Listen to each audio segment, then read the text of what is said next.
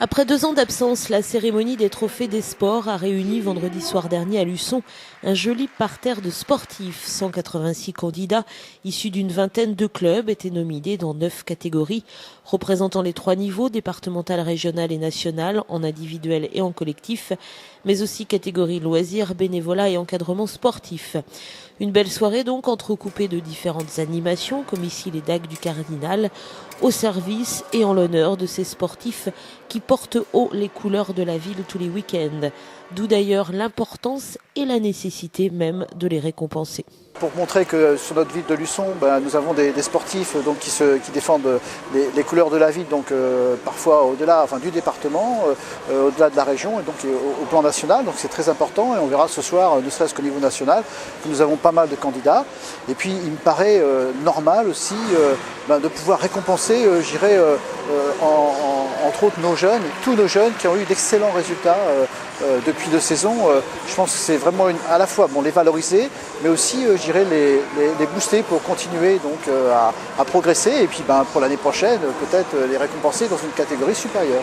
Et forcément pour le jury, il n'a pas été facile de choisir et de sélectionner les 9 vainqueurs. Ah oui, franchement, les choix étaient très compliqués.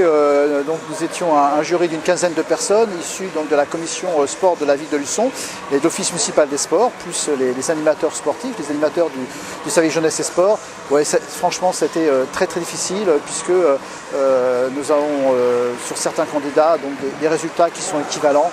Voilà, donc on a essayé de faire mieux, mais je dirais que dans l'ensemble quand même, nous avons tous donné les mêmes noms, quoi. Parmi les lauréats, une figure luçonnaise, Josette Douget, responsable de l'école de patinage au club de roller, un club où elle se dévoue depuis de très nombreuses années. Femme de l'ombre, comme beaucoup de bénévoles, elle était forcément très étonnée d'être soudain mise en lumière et surtout émue de cette récompense. Mais bien sûr que ça fait plaisir, je m'en attendais pas et puis ils ont tous été très sympas, quoi. C'est cool. Alors vous, votre engagement dans le club, on compte plus les années là maintenant, hein. Non, ça fait 10 ans que j'encadre les enfants et c'est bien, ça fait plaisir. Puis ils me le rendent bien aussi. Qu'est-ce qui vous tient encore après toutes ces années? Il n'y a pas de lassitude? Non, on se lasse pas d'avoir des enfants autour de soi, donc puis on a des gens très bien qui sont très gentils. C'est beaucoup pour vous ce club, ça représente beaucoup? Oui, quand même pas mal de choses, des amis qu'on se fait, des enfants qu'on voit grandir. En tout cas, à une époque où on cherche des bénévoles, où on se dit que le bénévolat n'existe plus, voilà, vous prouvez le contraire quand même. Oui, si le bénévolat existe toujours, il existera toujours. Toujours.